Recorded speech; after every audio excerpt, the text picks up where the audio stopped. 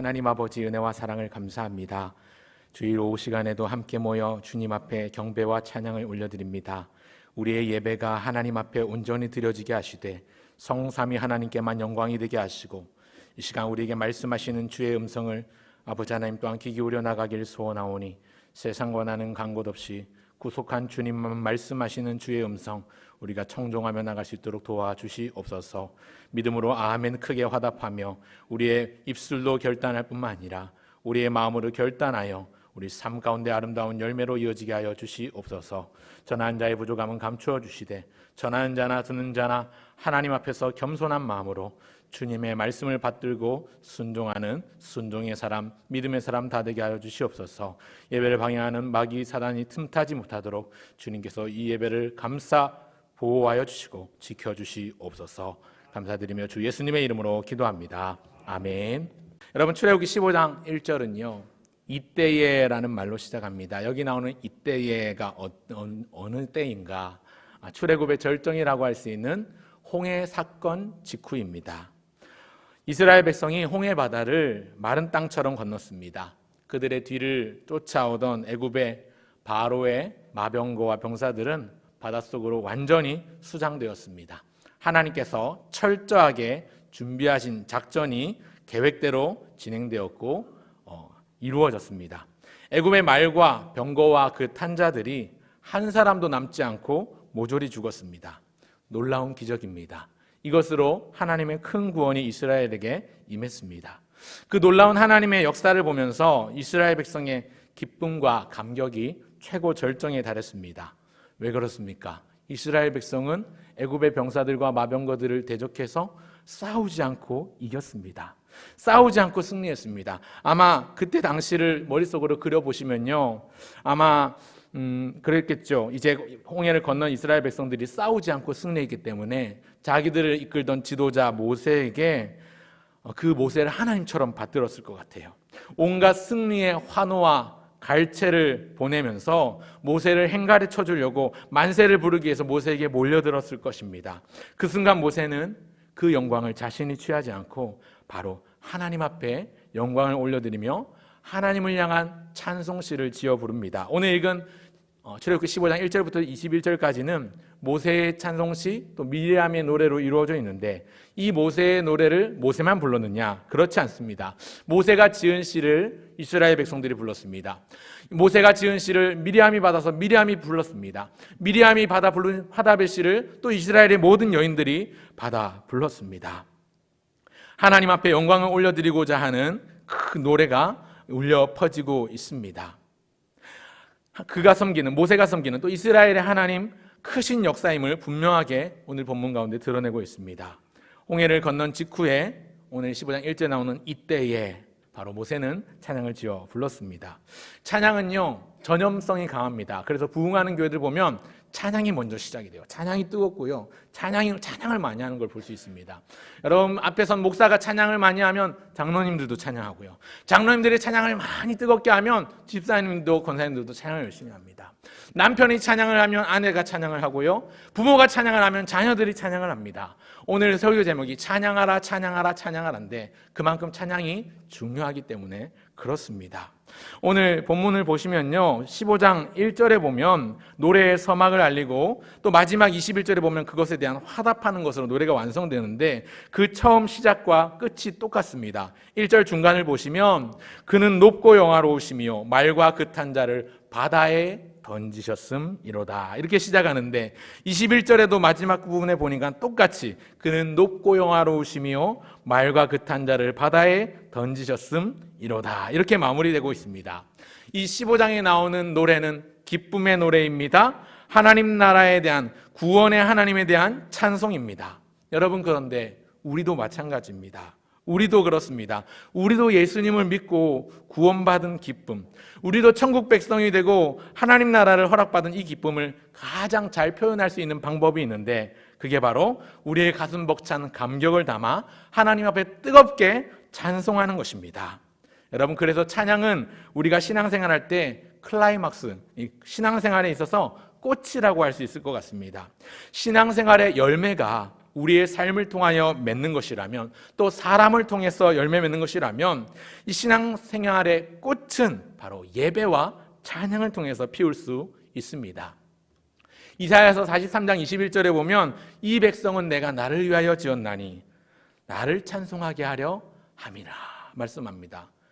초등학교 때 이 구절 외울 때 구약성경 4321 이렇게 해서 외웠어요. 이사야 43장 21절 4321 돼서 이렇게 초등학교 국민학교 다닐 때 다니던 교회 유년부에서 그렇게 외웠던 암송했던 기억이 있는데요. 이 백성은 내가 나를 위하여 지었나니 나의 찬송을 부르게 하려 함이니라. 여러분, 찬양은 인간 창조의 목적이기도 합니다. 여러분, 사람의 첫째 된 목적이 무엇일까요?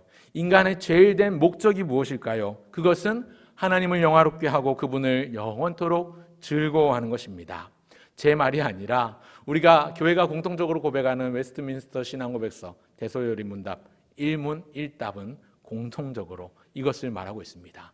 사람의 첫째 된 목적은 하나님을 영화롭게 하고 그분을 영원토록 즐거워하는 것입니다.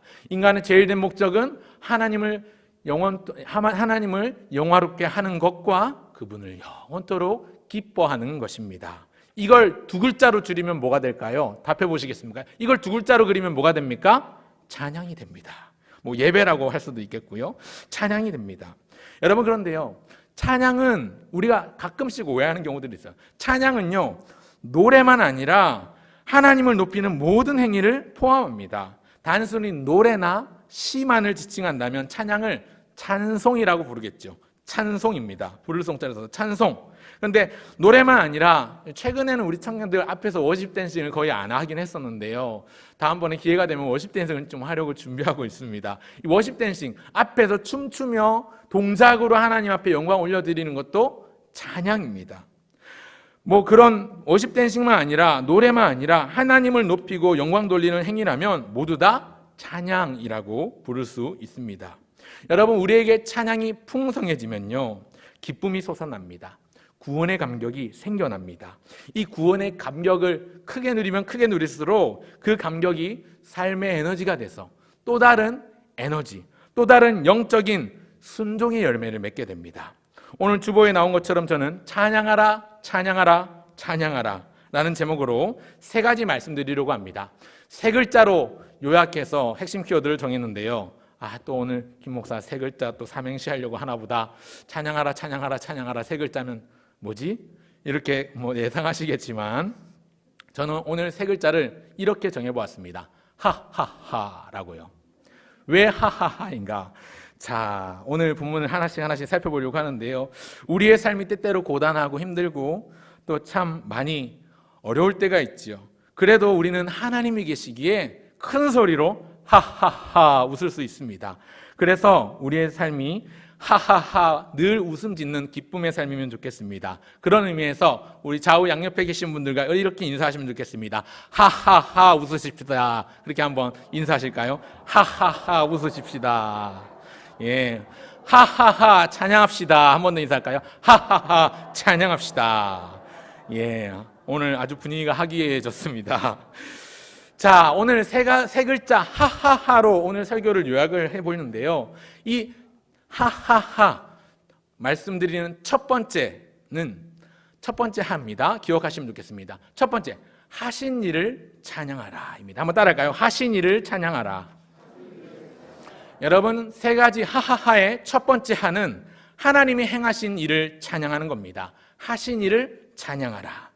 오늘 읽은 본문 4절부터 10절까지에 나오는 고백은요, 하나님께서 행하신 위대한 일입니다. 무슨 일입니까? 이스라엘 자손들로 하여금 넓은 홍해 바다를 건너게 하신 일과 그들을 바짝 죽이려고 뒤쫓아오던 바로와 그의 군대와 병거들을 홍해에서 물리치신 일에 대한 찬송입니다. 여러분, 우리도 하나님의 행하신 일들을 찬송하고 찬양해야 합니다. 하나님이 우리에게 어떤 일을 행하셨습니까? 나 같은 죄인 살리신, 나 같은 죄인을 살리신 구원을 행하셨습니다. 지금까지 지내온 것 주의 크신 은혜라. 지금까지 살아온 것이 모두 다 하나님의 은혜였습니다. 우리는 이렇게 하나님의 행하신 일들을 찬송하고 찬양해야 합니다. 아멘. 우리가 찬양할 때 하나님은 우리 마음 가운데 하나님에 대한 사랑이 불꽃처럼 활활 타오르게 하십니다. 여러분, 찬양은요, 하나님을 높이는 행위, 하나님께 찬사를 보내고 하나님을 뜨겁게 사랑하고 하나님 앞에 영광을 올려드리는 행위입니다. 여러분, 아무리 서로 사랑하는 사이라도요, 표현하지 않고 말하지 않으면 상대방은 잘 몰라요. 그런 사랑을 두고 뜨거운 사랑이다 말할 수 없습니다. 그러니 아무런 표현이 없는 사랑은 있으나 마나한 거죠. 사람과 사람 사이에도 그럴진데 여러분, 하나님과 우리 사람 사이에도 마찬가지입니다. 하나님을 찬양할 때 우리의 가슴이 뜨거워지고요, 우리의 심령이 뜨거워지고요, 하나님이 우리에게 은혜를 베풀어 주시는데 우리가 아무 반응을 보이지 않으면 그 믿음은 점점 미지근해지고 냉랭해집니다. 은혜도 무디어지고 실감도 나지 않고 가슴은 점점 더 밍숭맹숭해져 가지고 감격이 사라져 버립니다. 저희 집에 아이들이 2명 있는데 제가요, 아무 날도 아닌데 아이들한테 선물을 사주면 애들이 신이 나가지고요, 아빠 최고예요, 아빠 좋아요, 아빠 사랑해요 그러면서 막 개다리 춤을 추면서 춤도 추고요, 방방 뛰면서 집을 막 여기저기 집을 뛰어다닙니다. 아무 날도 아닌데 선물을 그렇게 사주면 그렇게 좋아해요. 여러분, 근데 반대로 생각해 보십시오. 내가 사랑하는 자녀가 내가 귀한 은혜를 선물로 주었는데 아무런 반응도 보이지 않고 시큰둥하다면 그 자녀에게 또 다른 은혜의 선물을 주고 싶을까요? 부모된 마음에서 내가 내 아이들에게, 내 자녀에게 작은 선물 하나 사줬는데 너무 좋아하면 그 모습이 너무 귀엽고 사랑스럽잖아요. 너무 예뻐서 다음에 또 깜짝 선물을 한번 사줘야 되겠다, 이런 마음이 들지 않습니까? 반대로 선물을 사줬는데 알았어요, 뭐예요? 아무 반응도 안 보이고 무뚝뚝하게 가만히 있다면, 무관심하게 있다면 선물 사주고 싶은 마음이 생겨나지 않습니다. 마찬가지입니다. 그래서 하나님께서 자기 백성들에게, 오늘 우리에게 하나님을 찬양하라고 명령하십니다. 여러분, 찬송을 가까이 하십시오. 틈나는 대로 찬양을 입에 달고 사시길 바랍니다. 여러분, 그러면요, 하나님을 사랑하는 마음이 더 뜨겁게 끓어오릅니다. 옛날 복음 찬송 중에 찬송을 부르세요, 찬송을 부르세요, 놀라운 일이 생깁니다, 찬송 부르세요. 네, 아시죠 이 노래? 네, 저만 아는 것처럼 저 혼자 불러버렸는데. 자, 그런데요 여러분, 이 찬송은요, 찬송을 부르면 그냥 내 기분만 좋아지는 게 아니고요, 사실은요 노래를 불러서 기분이 좋아지는 게 아니라 이 찬송을 받으시는 하나님이 기뻐하시는 결과로 우리에게 마음의 평강을 주시고 기쁨을 주시는 겁니다. 여러분, 단순히 곡조가 좋아서, 멜로디가 좋아서 부르는 거라면 세상 노래도 곡조 좋은 가요들 많습니다. 우리가 노래할 때 곡조만 아니라 그 안에 담긴 내용, 그 노래를 부르면서 어떤 마음으로 부르는가 하는 게 참 중요한데요, 여러분, 세상 노래, 가요나 대중가수들이 부르는 그런 노래나 우리가 부르는 찬송이 다른 것은요, 하나님이 그 안에 계신가 계시지 않은가 여부입니다. 하나님이 계시고 하나님의 영광을 위해서 지어진 찬양은요, 그 마음가짐과 출발점이 다릅니다. 세상 노래는 무엇입니까? 내 마음을 달래고 나의 흥을 위해서 부르는 거라면, 우리가 부르는 찬송은 주님을 위해서 기꺼이 또 당연히 마땅히 드리는 노래인 것이지요. 찬양을 표현하는 단어들이 많이 있는데 오늘 3가지 정도를 소개하려고 합니다. 첫 번째로 지금 소개할 것은 할랄이라는 단어인데요, 할랄의 찬양, 여호와를 찬양하라 라는 말을 히브리어로 이렇게 표현합니다. 할렐루야, 이렇게 표현합니다. 한번, 제가 할렐루야 하면 여러분들이 아멘 하시면 됩니다. 할렐루야. 아멘. 여러분, 할렐루야가 무슨 뜻이냐면요, 여호와를 찬양하라 라는 뜻인데요, 이 할렐루야의 어근이 된 원래 어는 할랄입니다. 할랄이라는 단어는요, 큰 소리로 자랑하다 이런 뜻을 가지고 있어요. 칭송하다, 큰 소리로 칭송하다 이런 의미를 가지고 있는데, 거기에 명령형으로 할렐루가 되고 뒤에 나오는 야는 야훼 하나님, 그러니까 여호와 하나님이 되는 것이죠. 그러니 할렐루야의 뜻은 찬양하라 여호와를 이라는 뜻입니다. 여호와를 찬양하라. 한번 따라 하실까요? 여호와를 찬양하라. 한 번 더. 여호와를 찬양하라. 할렐루야. 아멘. 이 할랄의 찬양은요, 기쁨과 환희의 찬송입니다. 굉장히 밝고 역동적이고 힘이 있고 희망차고 즐거운 높임입니다. 하나님이 행하신 일들을 찬양할 때에 이 할랄의 찬양을 드립니다. 할렐루야. 성경에 99번 쓰인 단어입니다. 여러분, 구약 성경에 보면 역대상 15장 또 사무엘하 6장에 보면 한 사건이 나오는데요. 그게 뭐냐면 여호와의 법궤가 다윗성으로 돌아오는 장면이 나옵니다. 여호와의 법궤가 멀리 다른데 오랫동안 방치되어 있다가 드디어 다윗성으로 돌아오는데, 그때 그 장면을 보는 다윗이 감격에 젖어서 신이 납니다. 신이 나서 춤을 추고요, 여호와 앞에서 뛰노는지라 이렇게 성경이 표현하는데, 심지어 자기의 입고 있던 옷이 벗겨져도 모를 만큼 과격하고 열정적으로 기뻐했습니다. 근데 이걸 멀리서 지켜보던 자기 아내, 이 사울의 딸이자 다윗의 아내였던 미갈이 다윗을 두고 그렇게 조롱 섞인 말을 하죠. 왕이 이 채신머리가 없이 그게 뭐냐고 다윗 왕을 업신여깁니다. 그러니 다윗이 그 미갈에게 하는 말이 무엇인가 주목해 봅니다. 제가 읽어드리려고 합니다. 사무엘하 6장 21절입니다. 다윗이 미갈에게 이르되 이는 여호와 앞에서 한 것이니라. 그가 네 아버지와 그의 온 집을 버리시고 나를 택하사 나를 여호와의 백성 이스라엘의 주권자로 삼으셨으니 내가 여호와 앞에서 뛰놀리라. 뭐라고요? 이는 여호와 앞에서 한 것이니라. 여러분, 다윗은요 하나님 앞에 찬양한 겁니다. 사람들 시선이야 어쨌거나 의식하지 않고 하나님 앞에 열정적으로 그는 찬양하며 기뻐하며 뛰놀며 춤추며 하나님 앞에 영광을 올려드렸습니다. 사랑하는 성도 여러분, 오늘 우리는 찬양할 때 너무 점잖은 경향이 있습니다. 사람들 시선을 의식하면요, 이 손이 여기 있는데 여기서 여기까지 손드는 것도 힘들어요. 막 손에 한 100톤짜리 뭐 무게추가 있나 봐요. 이렇게 손이 안 올라가요. 사람 눈을 의식하면 그렇습니다. 그러나 다윗과 같은 마음을 가지고 다윗처럼 춤을 추면서 하나님 앞에서 드리는 찬송, 내가 하나님 앞에서 부르는 찬송입니다 라고 고백하면 손을 들고 하나님 앞에 기쁨으로 찬송할 수 있습니다. 하나님 앞에 춤을 추며 뛰놀 수 있는 것입니다. 여러분, 내가 드리는 찬송은요 사람들 들으라고 부르는 노래가 아니고요, 사람들 보라고 드리는 찬양이 아니고요, 누구 앞에서 드린다고요? 하나님 앞에서 드린다고요. 사랑하는 성도 여러분, 방금 읽은 이 본문 출애굽기 15장에 나오는 이 찬양은요 하나님께서 행하신 일에 대한 반응입니다. 하나님을 기쁨으로 찬송하는 환희의 찬양입니다. 굉장히 밝고 역동적이죠. 기쁨이 가득한 승리의 노래입니다. 오늘 우리의 삶이 전쟁터 같고 홍해를 만난 백성들의 위기 같을지라도 우리는 마침내 승리할 것이기 때문에 우리에게 닥쳐온 어려움은 극복할 수 있을 것이고, 그 극복했을 때 우리의 마땅한 반응은 하나님 앞에서 기쁨으로 할랄의 찬송, 하나님을 기뻐하며 소리 높여 찬송하는 것입니다. 할렐루야 찬송하는 것입니다. 손 들고 손뼉을 치고 박수를 치고 찬양하며 춤추며 기쁨의 찬송을 드릴 수 있는 저와 여러분 모두가 되시기를 주의 이름으로 축원합니다. 아멘. 하하하의 첫 번째 하가 그것이었다면 두 번째 하는 이것입니다. 한번 따라할까요? 하나님을 찬양하라. 한 번 더. 하나님을 찬양하라. 두 번째 하는 하나님을 찬양하라인데요, 첫 번째가 하나님 찬양하는 건데 둘째도 하나님을 찬양하라는 겁니다. 여러분, 그런데 다른 내용입니다. 좀 자세히 한번 들어보십시오.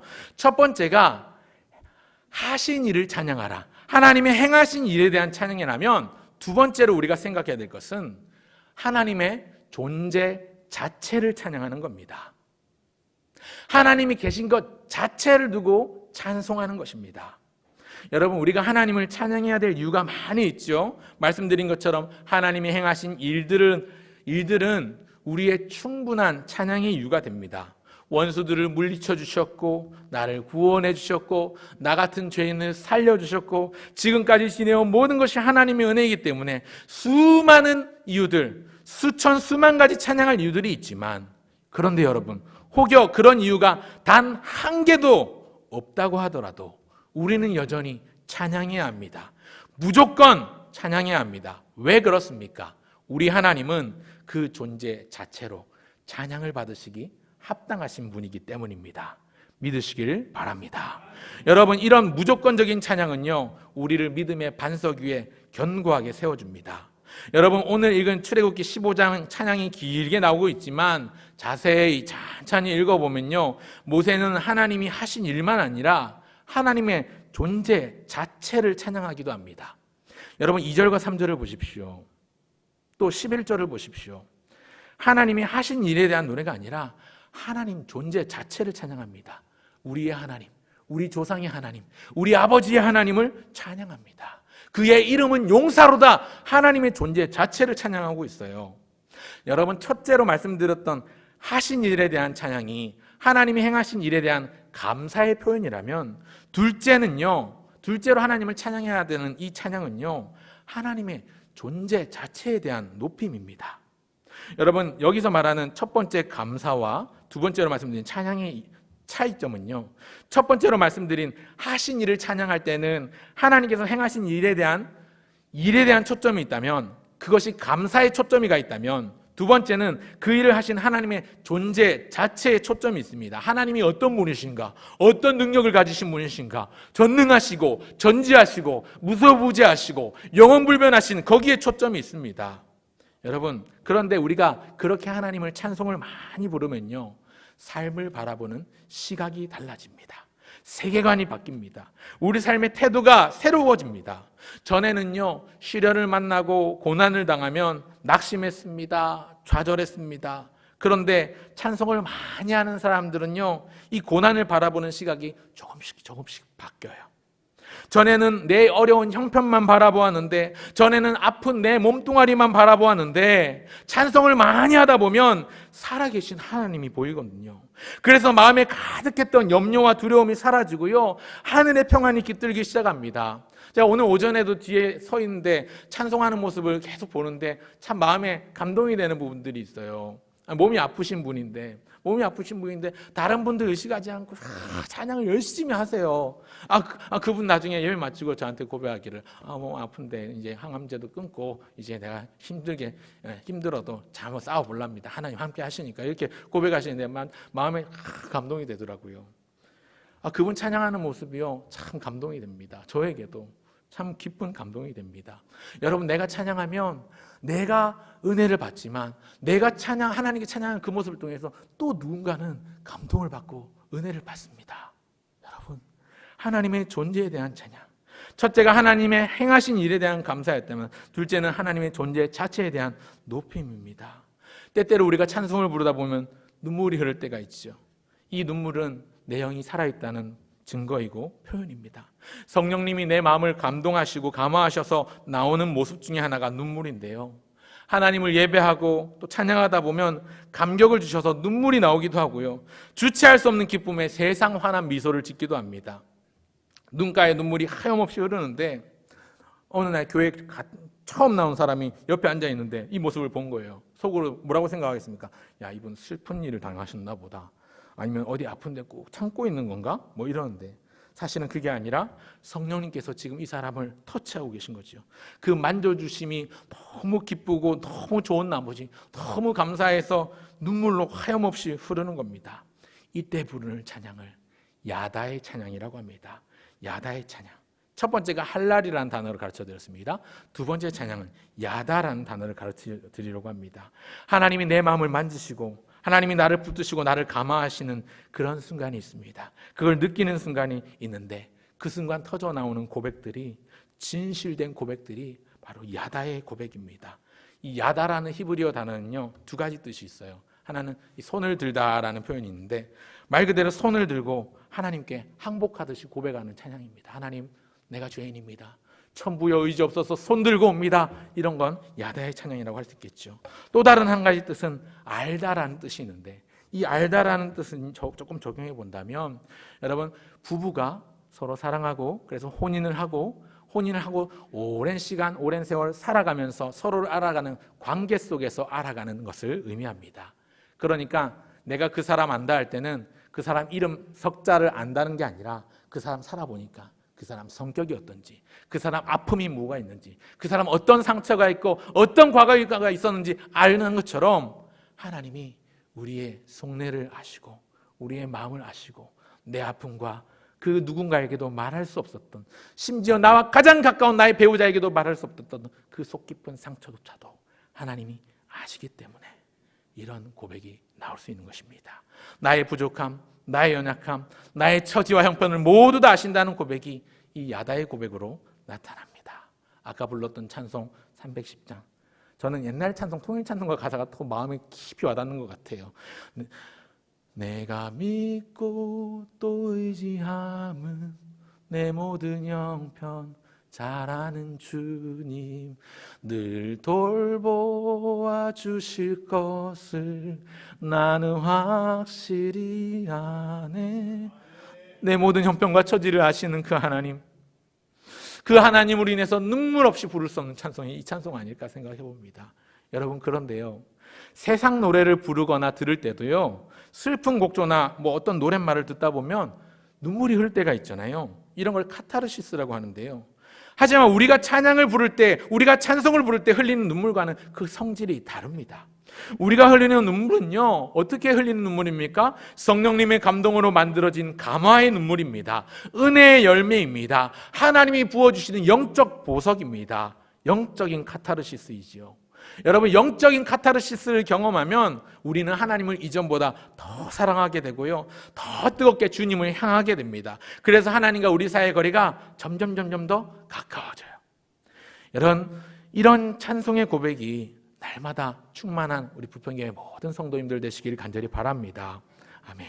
여러분, 다윗이 시편을 많이 지었는데요, 많은 시편 가운데 우리나라 사람이 가장 좋아하고 잘 외우고 즐겨 부르는 애송시가 시편 23편입니다. 어떻게 시작하죠? 같이 외워볼까요? 시작. 여호와는 나의 목자시니 내가 부족함이 없으리로다. 이렇게 시작합니다. 그가 나를 푸른 초장에 누이시며 나를 쉴 만한 물가로 인도하시는도다.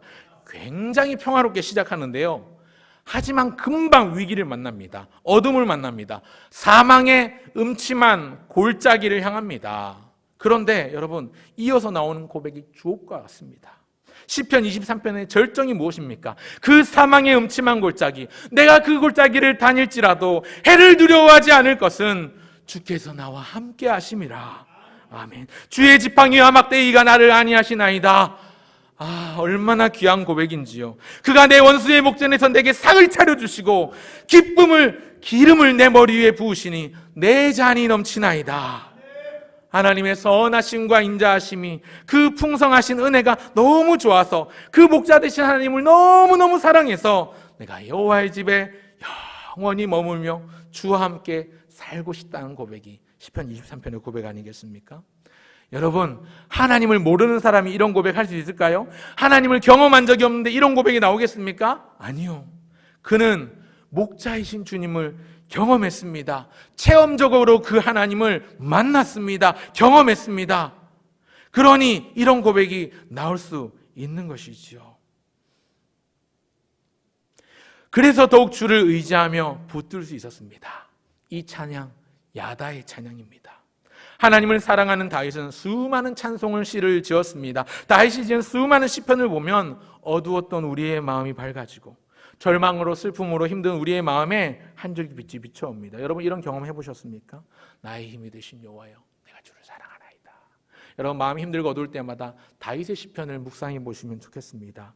여러분, 그래서 우리 찬송의 선포와 더불어 하나님께 모든 걸 내어 맡기는 고백들이 우리 입술에서 터져 나오게 되시기를 주의 이름으로 축원합니다. 아멘. 세 번째, 하하하의 세 번째는요, 한번 따라하시면 좋겠습니다. 하실 일을 찬양하라. 하실 일을 찬양하라. 여러분, 마지막 셋째는요, 하나님이 행하실 일들을 찬양하라는 겁니다. 오늘 읽은 본문 13절부터 18절까지의 내용을 보면요, 아직 이스라엘 백성들이 경험하지 않은 일에 대한 예언적인 내용에 대한 찬송이 이어집니다. 그 내용이 뭐냐면, 블레셋이 우리를 두려워하고, 에돔이 우리 때문에 놀라고, 모압이 우리 때문에 떨며 가나안 주민이 낙담할 것이라고 말씀하는데요. 그리고 17절에 보니까 주께서 예비하신 처소로 우리를 인도하실 것이라고 하는데, 여기 주께서 예비하신 처소는 예루살렘과 가나안 땅을 의미합니다. 즉 아직 홍해바다를 건넜을 뿐인데 무슨 노래를 하냐면, 우리를 약속의 땅으로, 그곳 예루살렘으로 우리를 인도하실 것이라는 노래가 담겨 있죠. 18절을 한번 다 같이 읽어볼까요? 15장 18절입니다. 같이 시작. 여호와께서 영원 무궁하도록 다스리시리도다 하였더라. 영원 무궁하도록 미래지요. 다스리시리도다는 과거형입니다. 미래 완료형으로 말씀하고 있어요. 첫 번째, 두 번째 하에 대해서 말씀드렸습니다. 첫 번째 하가 하나님의 과거, 그리고 두 번째 하가 현재 하나님을 찬양하는 것이라면 이 세 번째 하는 미래적인 찬양입니다. 이런 찬양은 우리에게 소망이 됩니다.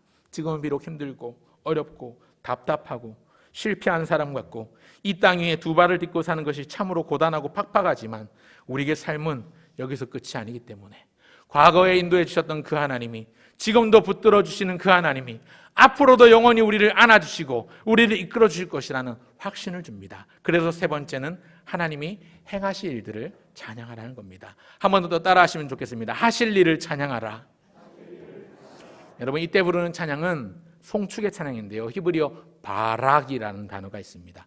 발악 아니고요, 바락인데요, 경의를 표하다는 뜻입니다. 보통 사람 사이에서는 축복하다 이런 단어로 쓰이는데, 여러분, 우리가 하나님 축복합니다 이런 말을 쓰지 않잖아요. 하나님에게 쓸 때는 송축하다라는 단어를 쓰죠. 왜냐하면 하나님이 복을 주시는 주체이기 때문에 그렇습니다. 하나님을 송축합니다. 세 가지 말씀드렸습니다. 할랄의 찬양, 야다의 고백, 바락의 송축입니다. 온전히 하나님께 드리는 고백, 하나님께 영광을 올려드리는 건데 할랄과는 조금 다른 단어예요.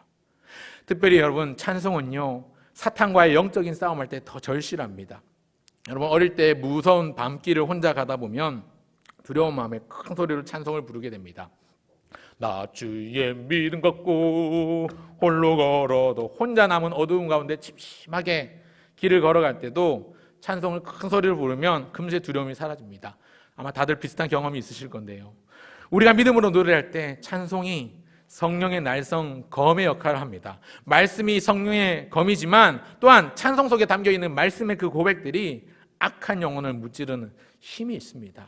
여러분, 우리가 즐겨 부르는 찬송들을 생각해 보십시오. 그 가사들을 생각해 보십시오. 장차 하나님이 우리에게 이런 복을 주실 것이다, 아직 일어나지 않았지만 앞으로 일어날 것이라는 예언과 같은 미래형 가사가 참 많습니다. 여러분, 그래서 찬송을 많이 하면요, 과거의 회한에 매이지 않고 미래를 향한 소망이 막 솟아나요.